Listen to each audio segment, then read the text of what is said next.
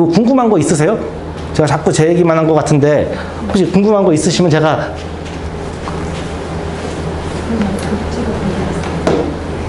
궁금한 거 없으십니까? 다시 음악파트로 들어와서요.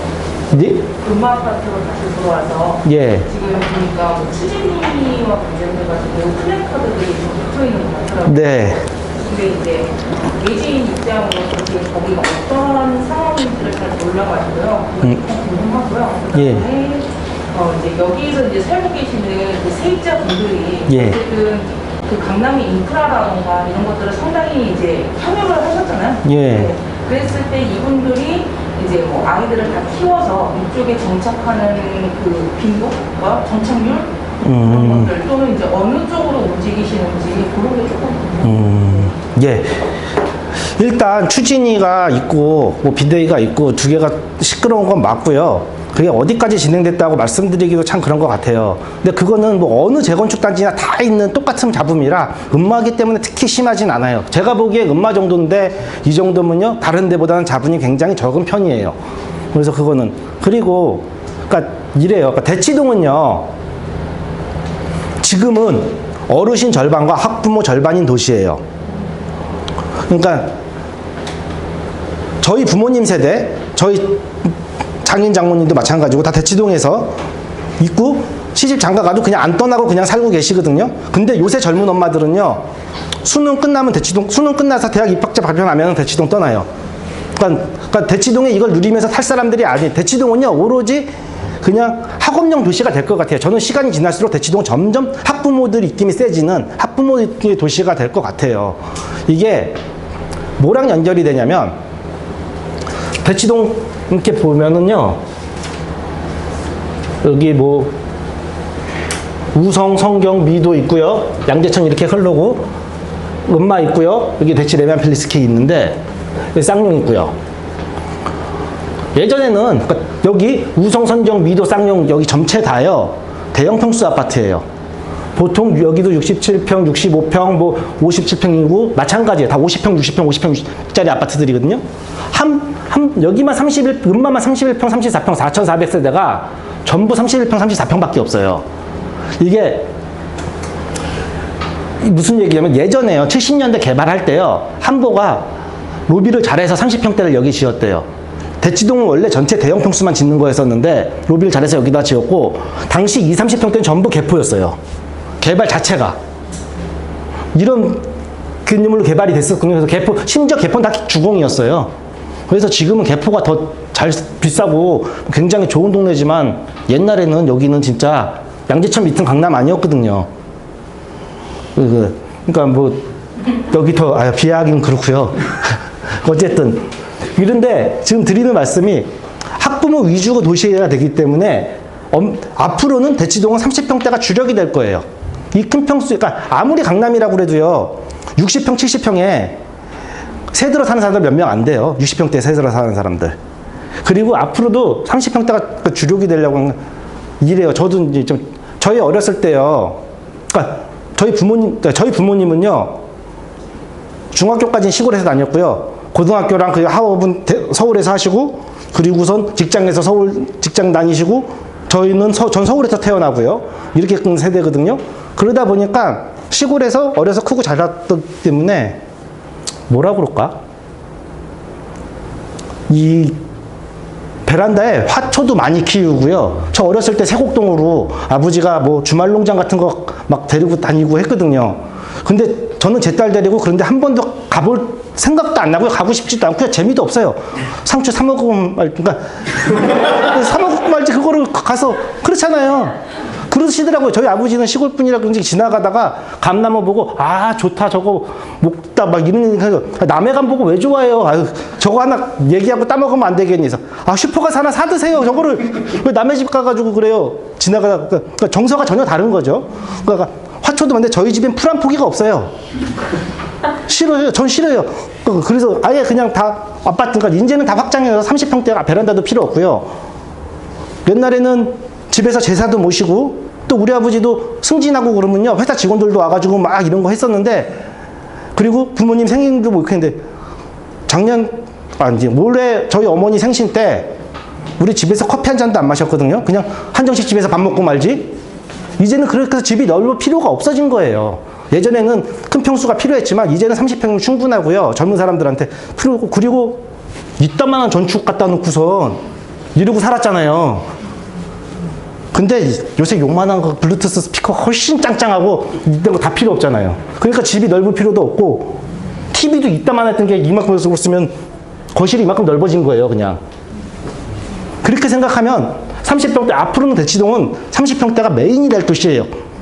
그러니까 압구정동이랑은 얘기가 전혀 달라요. 아까 같은 강남이라고 그래도 압구정동은 앞으로도 50평, 60평대가 인기를 끌 거는 맞다고 생각해요. 거기는 원래 부촌이었고, 그 동네하고는. 근데 여기는, 압구정도는 선택받은 사람이 선택돼서 들어간 거지만, 여기는 어떻게든 여기 몇 년만 삐대고 살다가 이 동네 떠야지라고 해서 무리해서라도 들어오는 동네인 거예요. 그래서 이 대치동은 앞으로도 30평대가 주력이 될 거라고 생각을 해요. 새 아파트를 지어도 가격 오르는 거 보면 알고요. 뭐 그렇습니다. 그래서 아까 이 얘기가 그대로 대치동의 사람들은요, 학업 끝나면 대부분 나갈 사람들, 여기에 정착해서 내가 우리 아들 장가 가면 여기 대치동 살게 해줘야지 했던 분들도 그 애가 교육을 여기서 시키게 원해서 하는 거지, 대치동에서 뭐 죽을 때까지 뼈를 묻고 그런 거 원하는 거 없잖아요. 전부 다 학령기를 여기서 지냈으면 좋겠다는. 저는 대치동에서 학령기를 지내는 거 되게 추천드려요. 이게 성적이 좋은 애들은 성적이 좋은 애들대로 굉장히 좋고요. 사실은 성적이 안 좋은 애들이 더 많이 와야 된다고 생각해요. 중간 애들이 좀 애매하거든요. 이게 무슨 얘기냐면, 어디라고 얘기할까? 대치동은요, 그 지나다니다 보면 요새요, 딴 동네 가면은요, 뭐 어디라고 얘기하긴 그렇지만 중학생만 돼도 여자애들도 치마 이런 거 입고 막 입술도 빨갛게 칠하고 이러는데, 대치동에 그런 애들 한 명도 없어요. 지나다니다 보면은. 그러니까 그게 뭐를 얘기하냐면, 대치동이 전국에서 청소년 범죄율이 제일 낮대요. 거의 제로에 가깝다고 얘기를 하더라고요. 그러니까 일단 공부를 못하는 애들이 다른 지역에 있으면 탈선을 하는데, 탈선이 없는 거예요. 그런 친구들도. 그게 아예 차단이 돼요. 괜히 잘못해서 애들이랑 어울려 다니면서 뭐 나쁜 짓 하고 이러다가 그냥 인생 조지는 게, 대치동에서 최대 탈선이 학원 빼면 꼭 PC방 가는 정도일 거예요, 아마. 그거보다 큰 탈선이 없어요. PC방이 있나 보죠? PC방 가면 재밌는 광경들 많습니다. 애들 PC 하고 있는데 엄마가 와가지고 막 눈에 레이저 키면서 그냥 잡아가고 재밌는 광경 많이 있어요. 어쨌든 그렇습니다. 또 뭐 궁금한 거 있으세요? 얼마에 지금 전세 물건들이 어느 정도 되나요? 음마의 전세 물건들 거의 없어요. 없다고 보셔야 되고요. 뭐 지금 다 아시겠지만 6.17 대책 이후로 2년 실거주를 해야지 주인들과, 음마에 4,000세대 중에요, 한 70%가, 한 3,000세대가 지금 안 살고 있는 투자자고요. 그 3,000세대 중에 한 1,500세대가 음마에서 살아본 적이 없는 사람들이에요. 그러니까 재건축 얘기가 나온 지 20년이 됐는데, 최근 20년 동안 산 사람들은 재건축을 바라보고 샀지 음마에서 살린 사람들이 아니고요. 그런 사람들 경우에, 그리고 한 500세대는 팔려고 내놓은 물건들인 거고, 그러니까 그렇게 생각을 해요. 그래서 물건이 점점 귀해지고요. 앞으로도 점점 심한 전세 대란이 일어날 것 같아요. 이거는 전세 금액이 계속 올라간다는 거는 집값이 계속 올라갈 수밖에 없는 상황이라고 생각을 해요. 전세 금액이 오른다는 거는.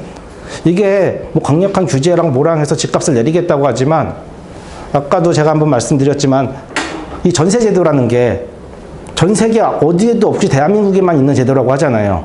전세제도 반대로 잘 생각해 보면은요, 이거는 집값이 오른다는 전제하에 생긴 제도예요.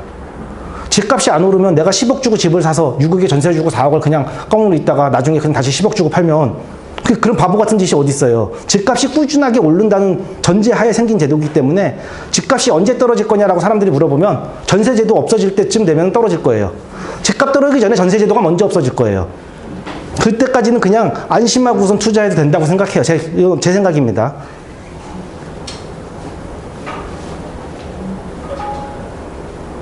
뭐 또 궁금한 거 있으세요?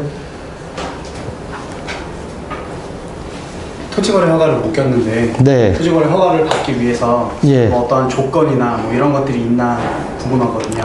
혹시 그리고 지금 대책이 나온 다음에 네. 토지거래 허가로 인해서 거래가 된 것이 있는 건지도 좀 궁금하고요. 토지거래 허가로 저는 받아요. 저는 받았고요.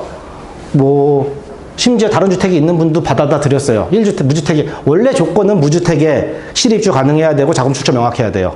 요 세 개가 근데 뭐 무주택 아닌 분들도 받아다 드린 적도 있고요.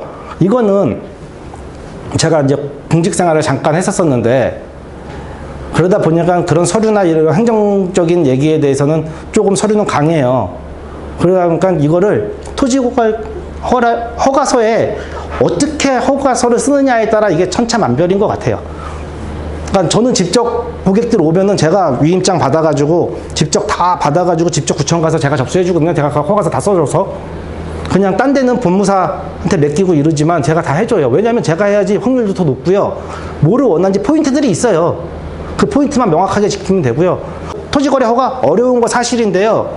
이럴 때일수록 선수들만 하는 것 같아요. 할 수 있는 사람들이 명확해져요, 점점. 이거 꼭 지켜야 돼요? 토지거래 허가요? 예를 들어서 제가 뭐 나는 실입주 할 거고 예. 앞으로 무주택으로 만들 거고 뭐 이런 것들 쓸 거잖아요. 예. 반드시 지켜야 되나요? 그거 안 지키시면은 2년 이하의 징역이나 취득금액의 30% 이하 벌금 내시면 돼요. 진이었죠. 예, 2년 이하의 징역이나 취득금액의 30% 이하의 벌금. 그게 뭐 명확하게 나와 있으니까 그거를 지켜야 되냐라고 말씀하시면은 제가 뭐라고 대답해드리기가 그러면 그거 예외 조항 같은 건 아예 없이 다 지켜야 되는 거죠. 예외죠. 예를 들어서 내가 너무 강남 거 여기가 사고 싶은데 예, 투기과열지구에 재건축이 있어. 예. 네, 이런 경우에는 여기를 못 사는 거죠. 왜냐면 재건축 원칙은 안 되는데 그걸 할 수 있는 방법을 만들어야죠.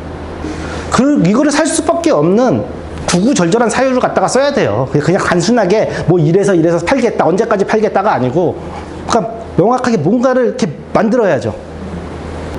스토리를 예, 만들어서 그거를 공무원들이 결제할 수밖에 없게끔 만들어주면 돼요. 공무원들 어차피 서류, 이게 아무리 자기 말한 게 아니고 전부 우리 판사님 앞에 가면 다 판결문을 하잖아요. 서류 아무리 변호사가 떠들고 이거 다 영화에만 나오지 진짜로는 말도 안 붙이잖아요. 서류만 보여주고. 마찬가지로 공무원도 다 서류만 보기 때문에 그 서류를 보고 그 사람이 결제할 수 있게끔 만들어줘야죠, 서류를. 아까 제 질문은 결제를 받았어요. 예. 어떻게 뭐 스토리 잘 짰어. 네. 받았어. 그 이후에는 예, 그 이후에. 그대로 안 가도 되네. 아니요. 그거 안 가면 그런다니까요. 그게, 그리고 허가를 받고도 예. 반드시 지켜야 되는 이게 왜냐면 이거를 정확히 부동산 거래 신고 관한 법률 26조 2항에 나와 있거든요. 뭐라고 나와 있냐면 11조 1항에 따른 허가 또는 변경 허가를 받지 않고 토지 허가 거래를 체결하거나 속임수나 그 밖의 부정한 방법으로 토지 거래 허가를 받은 자는 이게 속임수나 부정한 방법으로 허가를 받은 거라고 인정을 할 거거든요. 이렇게 2년 이하의 징역 또는 체결 당시 공시재가의 100분의 30에 대한 금액을 벌금으로 체결한다 라고 나와 있어요. 그러면 경매로 만약에 물건이 나왔을 때는 경매는 돼요. 돼요? 예, 그럼 그 경매에 나왔을 허가. 때 굉장히 치열해질 수도 있겠네요. 아, 이게 이래요. 지금 많은 분들이 저한테 제일 많이 오는, 그러니까 금매 나오면은 연락 주세요 라는 얘기 되게 많이 하거든요. 너무 많이 와요, 진짜. 근데 금매라는 거는요, 경매 넘어가기 전 물건들이거나 어려운 물건들이 금매죠. 근데 지금처럼 기준금리가 0.25% 이러면 경매 넘어갈 물건이 하나도 없어요. 거기에 그동안 강남 부동산 대출을 안 해줬기 때문에 아예 무리하게 집 산 사람도 없어요. 넘어갈 물건 자체가 없다는 거예요, 그냥. 이걸 인정하고 생각해야 되기 때문에 그렇게 산다는 거는 거의 말이 안 되는 것 같아요, 저는. 그러면 아예 이건 자르고 예. 만약에 그 짜고 치는 경매가 있잖아요. 예. 그 선순위를 만들어 놓고 뭐 이런 예, 예. 그렇게 해서 넘기는 것도 피해가는 방법이 될 수도 있겠네요. 그럴 방법이 있긴 한데 그 짜고 친 경매들 같은 경우도 대부분 요새 걸러내더라고요. 그 법원에서 다 걸러내고 진짜 뭐 유치권 아무리 걸어놓고 뭐하고 뭐 해도 뭐 특수관계인이나 뭐 요새 거의 그 국세청에서 사람이 아니고 AI가 알파고 그냥 잡아내요. 이상한 것들 싶으면은 쓸데없이 이 나라가 IT가 발달해가지고 그런 것까지 너무 잘 잡아내더라고요. 지금 뭐 아까 음마 같은 경우도 뭐라 그럴까? 집주인들이 세입자 내보내고 만약 2년 실거주해야 되잖아요. 2년 실거주해야 되는데 집주인들이 그냥 내보내고 그냥 공실로 두면서 전입신고만 해놓으려고 하는 분들 많거든요. 제가 하지 말라고 얘기해요. 이거 다 걸려요. 이거 다 걸려요. 사실은 이거 어떻게 잡아내냐면요. 저도 이제 공무원하는 친구한테 얘기 들었는데, 네, 맞아요. 휴대폰 기지국에서 주파수 기록 떼오라고 그럴 거예요. 일주일에 한 번씩 가면 괜찮다고 하는데 일주일? 거의 맨날 개불리는 통화 기록 없거나 뭐 없거나 움직임 없으면 그거 다 인정 안 해요. 네, 통화 기록 없고 뭐하고 그거 굉장히 그게 요건이 의외로 까다로워요. 그러니까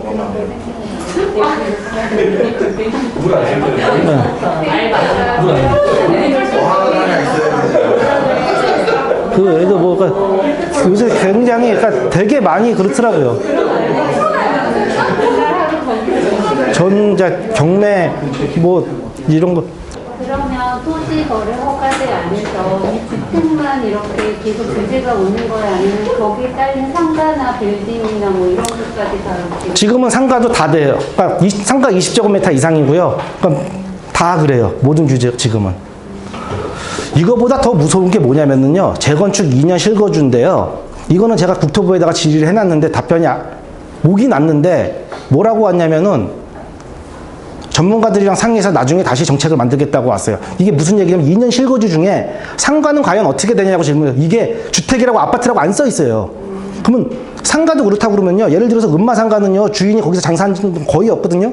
아마 통으로 비워야 돼요.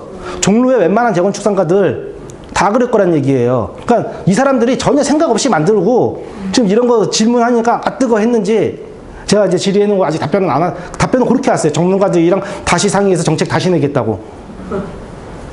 지금 사면 되는 거예요? 상가는 근데 거주를 할 수가 없잖아요. 지금 상가 토지 허가 구역일 경우에요. 거주가 아니고 본인이 실제 장사를 했을 경우에만 허가가 나거든요. 동일하겠죠. 본인이 거기서 실제 장사를 했으면은 사업자 등록 기준, 사업자 등록을 내야 되거든요. 상가는 사업자 등록을 본인이 그러니까 만약에 상가를 그러면 샀는데 예. 거기에 이제 그 영업하시는 분이 있을 거 아니에요? 예. 그러면은 제가 예를 들어서 샵인샵처럼 같이 뭔가 사업을 영위를 해요 여기서. 괜찮아요. 괜찮아요. 지금 토지거래 허가 구역에서 그 전체 상가는 건물이나 이런 거 살 때 그 건물 다 쓸 수가 없잖아요. 그러니까 일부분만 쓰면 된다는 조항이 있기 때문에 몇 개를 쪼개서 조금 거기 사업자만 내고 있으면 돼요. 그건 허가 조건에 들어가요. 만약에 내가 상가라고 해가지고 꼭 그 뭔가를 판매해야 되는 건 아닌 거잖아요. 내가 거기서 사무실을 써도 되고. 예. 사업자 등록증만 내면 돼요. 사업자 등록증만 내고 사업자만 유지하고 있으면 돼요. 사무실을 하던 상가 하나 알아봐 주시죠. 상가도 근데 강남은 상가 수익률이 굉장히 낮아요. 수익률이 문제가 아닌 거잖아요. 재건축으로 바라보시는 거죠. 네, 재건축 집은 저는 아파트를 받든 상가를 받든. 음마 같은 경우는 저는 상가도 은근히 메리트 있다고 생각해요. 그러니까 무슨 얘기냐면은 왜냐면은 이게 다른 지역은요 아파트 단지 내 그러니까 음마는요 상가랑 아마 따로 할 것 같아요. 재건축 상가 사람들도 원치 않아요. 저도 음마 상가에 있지만 지금 뭐 필지는 하나지만 주차장도 따로 쓰고요. 아예 잘라놨거든요. 주차장도 아예 아파트랑 상가랑 별도로 쓰고요. 근데 왜 그러냐면은 그러니까 다른 지역은 아파트 상가 한 4층 이상 안 짓잖아요. 그 이유가 1층에 부동산이랑 뭐 미용실이랑 슈퍼 이런 거 들어오고 2층에 은행 들어가고 3층에 병원 뭐 약국 이렇게 들어가고 나면 더 이상 누를 게 없어요. 그리고 공실이 많이 나니까 안 하는데 음마상가 자리에 대치 사거리에 네, 10층을 짓든 20층을 짓든 제가 학원으로 다 뺄 수 있어요 진짜. 거기는 상가 수익이니까 허가가 상업지가 아니기 때문에 그렇게 안 나겠지만 상업지 변경해서 만약에 허가 그렇게 나면 그 자리는 학원으로 그냥 다 찰 자리거든요.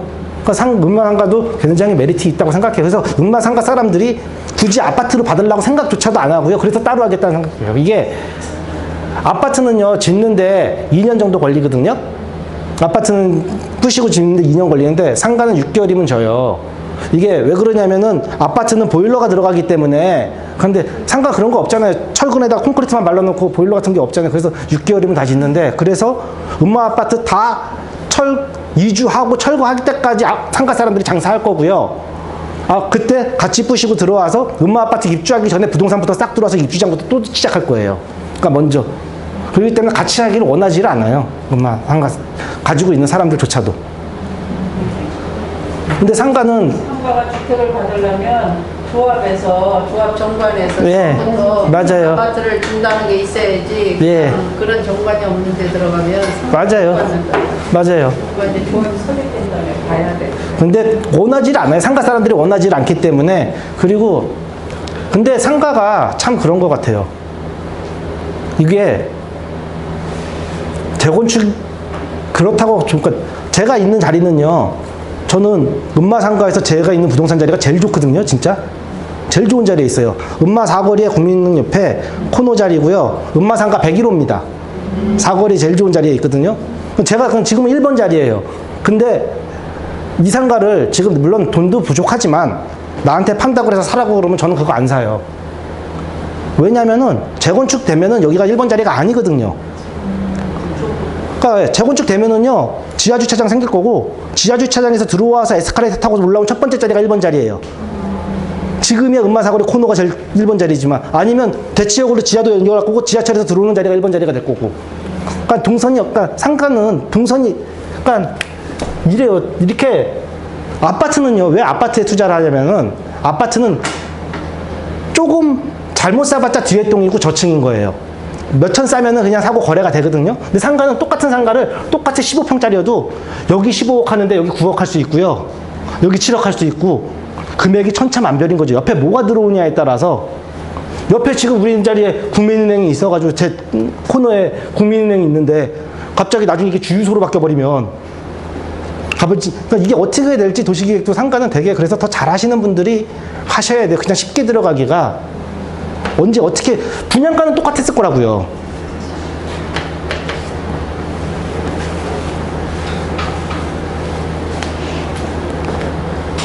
그렇기 때문에 상가는 이렇게 좀 많이 해보시고 투자를 하신 분들이 이게 원래 그 패턴이 그래요. 아파트 하시다가 상가 하시다가 상가에서도 돈 좀 벌고 괜찮으시면은 그 다음에 땅 가시더라고요.